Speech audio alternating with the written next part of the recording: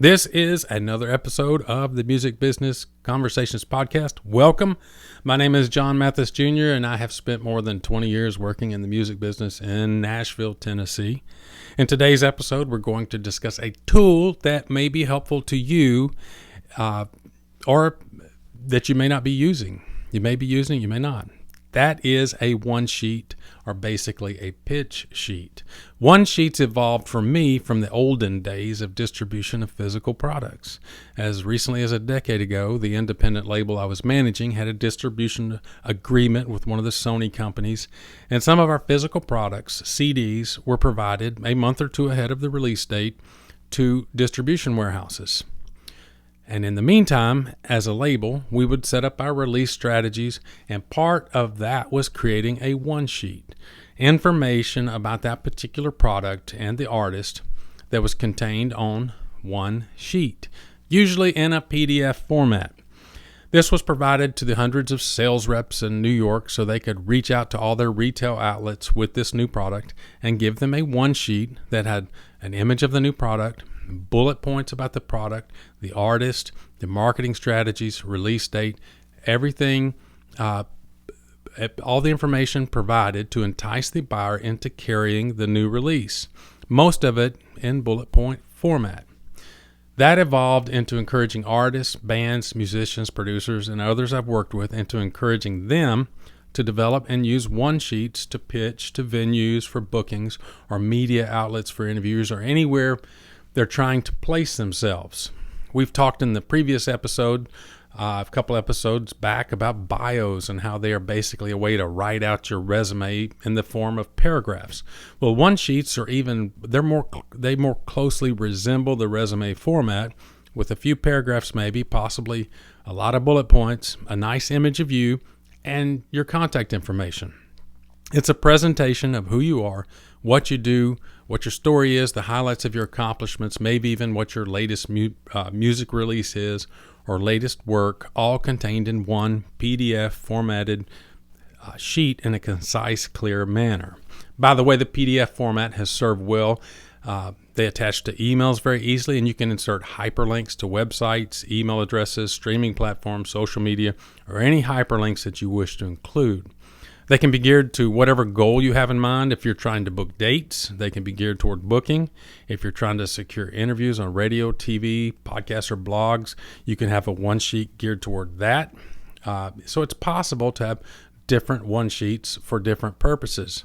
If you have a one sheet for booking, it may have quotes or endorsements from past places you've performed at. If you're trying to book interviews, there might be reviews or endorsements from previous interview appearances.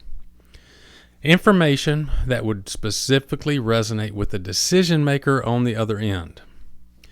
Let me share an example of a one sheet. This is an artist I've worked with for at least a dozen years now.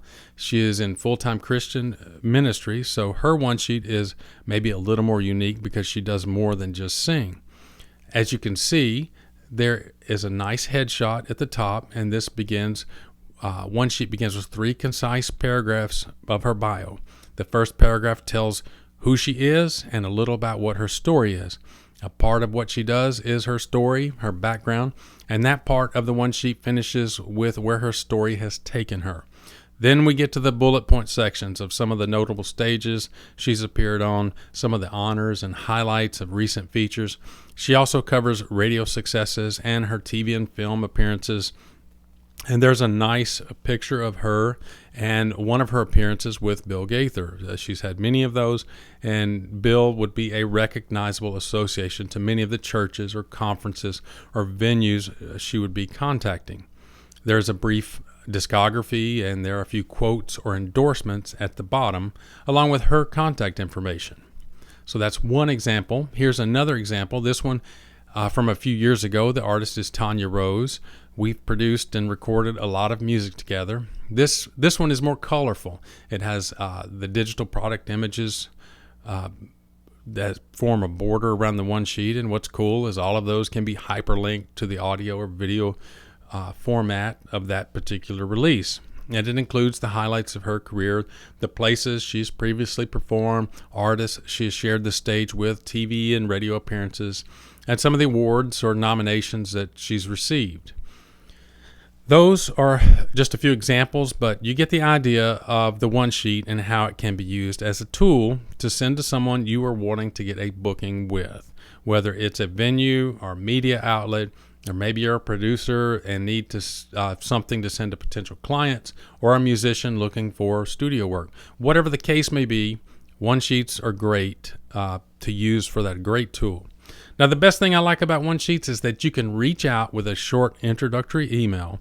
You can introduce yourself, give the reason for the email, and let them know that a one sheet is attached for more information. So you're not sending a 10-paragraph email with 30 links in it because you feel like you have to include everything about yourself in an introductory email. Those types of emails can be visually overwhelming, and the focus for the reader can be lost, as well as the interest and the purpose for the being contacted.